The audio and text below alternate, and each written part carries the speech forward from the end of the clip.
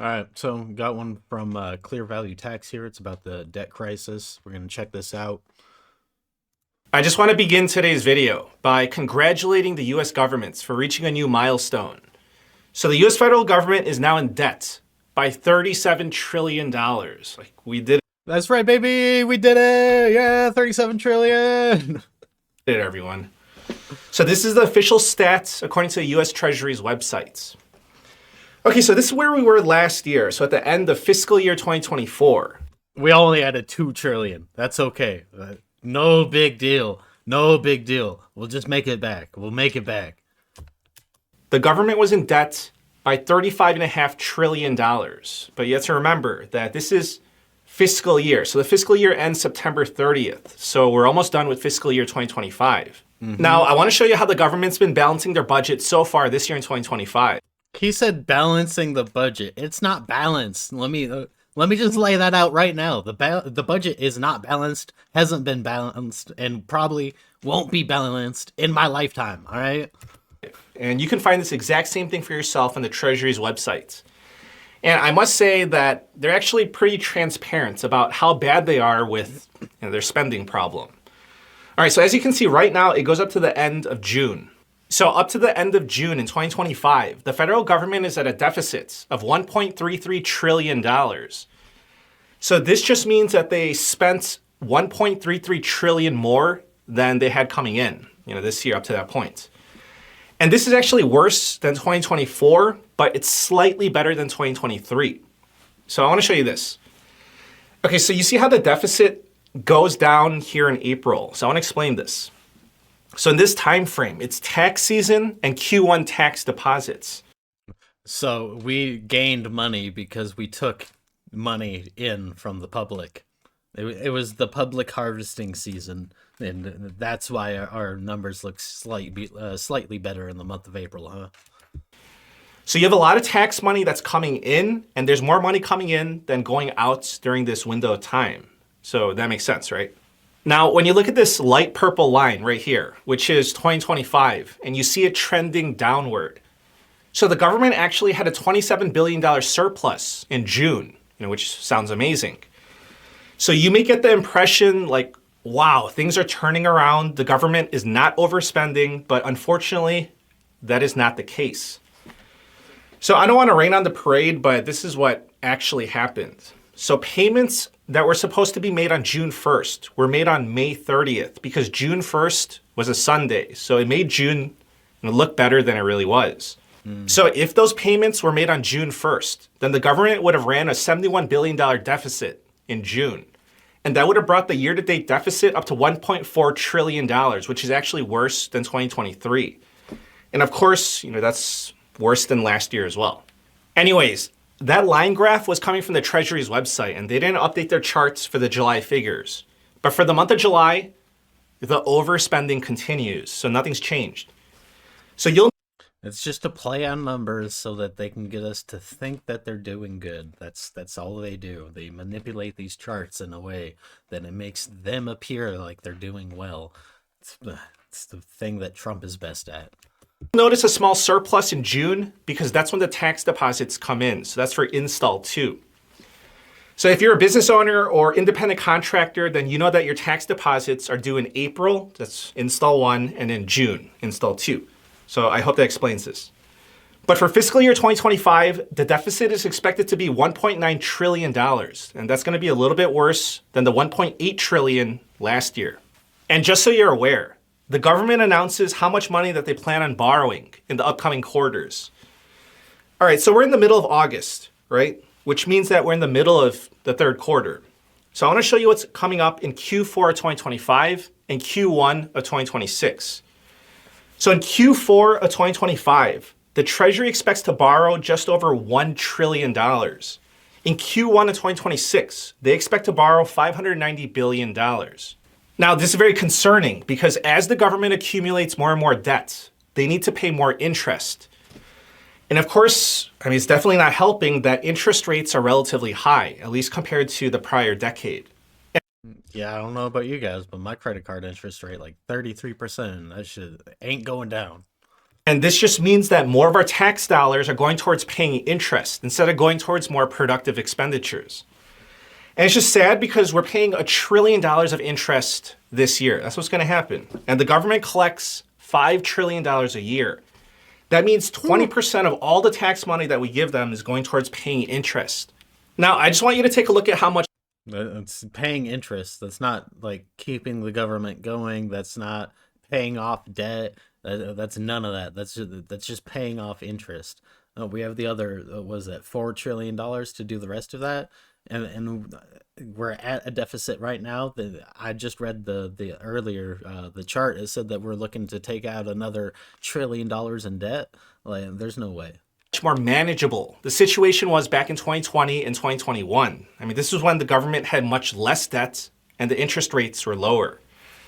So back then, the interest expense was around $300 billion a year. And I'd say it's pretty straightforward. It's like if you have credit card debts, if you have a low balance and a low teaser introductory rates, then the monthly payments are going to be manageable. But as you get deeper into debt and your interest rate jumps up, then you're going to be in serious trouble. So this is why President Trump has been posting things like this. Take a look for yourself. Trump is upset that Powell and the Federal Reserve are not cutting interest rates, which is causing the government to spend more, like much, much more, on interest expense. In another example, President Trump says that the Federal Reserve should cut interest rates by 3%. And the $1 trillion that he's referring to is the expected interest expense run rate. Okay, so the Federal Reserve... Well, they wouldn't save the whole $1 trillion at that point. They would save a lot because I think... it's either a 5 or 6% interest rate right now. I'm not quite positive on that, I'll be honest with you. But they would, if they dropped it by 3 points, they would save a significant amount of money, that's for sure. So their Fed funds interest rate is currently at 4.5%. If the Fed were to cut interest rates by 3%, that would drop the rates from the 4.5% to 1.5%. But I must say that if interest rates go down drastically like that, the Fed funds Well, you just said it, 4.5%. rate, then of course that would be inflationary. But yeah, just to show you that that situation is getting really bad. Here's the fiscal year to date. The government is spending more of our tax dollars on interest expense than they are on many other major categories. But I do want to point out that even if interest rates go down, the amount of debts is going to continue to increase because the government refuses to balance their budget. We spend more on interest than on national defense, and we spend the most on national defense than any other nation. That's insane. As the debt grows, that's going to be more debt that needs to pay interest. And I want to show you this projection of how much the government will pay in interest. So please be aware that this is just an estimate because it doesn't factor in emergencies. So for example, if the government needs to do bailouts, then they're going to have to borrow even more money than these projections, and that means more interest expense.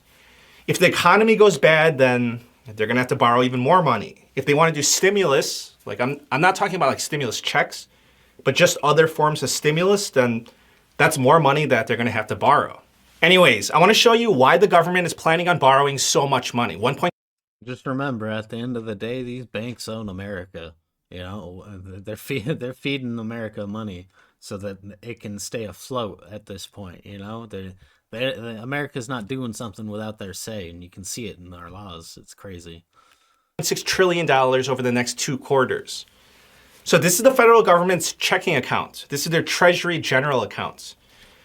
So as you can see, it's been running a little bit low, and they want to replenish.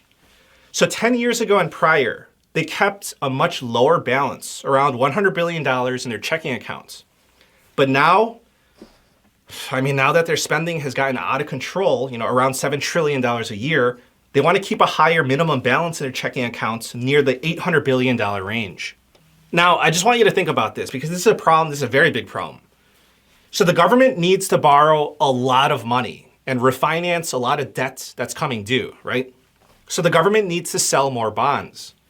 But the fear is that if the government needs to borrow like all this money, like so much money, and if there's a lack of countries, institutions, and investors that are willing to lend money to the government, then that's going to be a problem. Because if you have that case, then the US government would need to offer and pay a higher interest rates to borrow money. So it's very straightforward. Just think about it like this. If the government needs to borrow $10 trillion over the next, let's just say, year, and they offer an interest rate of 4.5%, but if there's not enough people willing to lend to the government at 4.5%, then the government needs to raise their offering to, let's just say, 5% or 6% to attract enough lenders. And then in that case, it's going to be more expensive for the government to borrow money. And that's what we're actually seeing in the market. The bond auctions have been weak. So it's because there's so much supply and so much bonds that they need to sell. Okay, so that is the current At the end of the day, that's fiscal situation. I'll let him finish real We're in a debt crisis. It's not getting better. It's actually getting worse. I'm going to keep you updated. Please subscribe. I thank you for the support, and I wish you a very nice day. So really, them not being able to sell bonds though is it's good for the average consumer if you do have money laying around, because that means you can make more money on your money, by either selling it to the government or lending it to the government, excuse me, not selling it, or you could the bond price also drives up the high yield interest rate on high yield accounts, because they basically give you a payout that they buy bonds with your money. That's how it works. They have some kind of safe investment. They're using your money, but it's going to drive up that too, so you'd be able to make more money with your money at the end of the day. It is kind of good for you that the government is not good with their money. But hey, that's the end of that. We're gonna have a link in the description for the video. Like, comment, subscribe, all that shit. Have a good one.